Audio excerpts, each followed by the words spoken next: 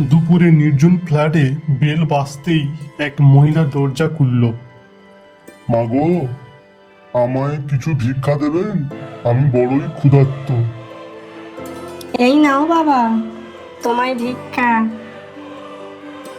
মা, দয়া করে বাইরে এসে ভিক্ষা দিন। আচ্ছা ঠিক আছে, তবে এই নিন। হা হা হা হা। আমি ভিখারি নয়, আমি রাবণ।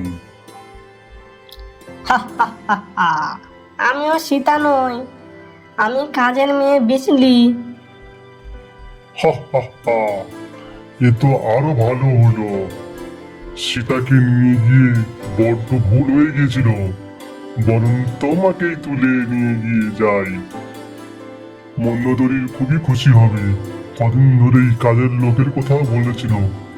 বয়স হয়ে গেছে তো, আজকাল আর পারে না কাজ। সীতাকে খুঁজতে শুধু রাম গিয়েছিল, আমি কিডন্যাপ হলে সারা বিল্ডিং এর লোক লঙ্কায় হাজির হবে।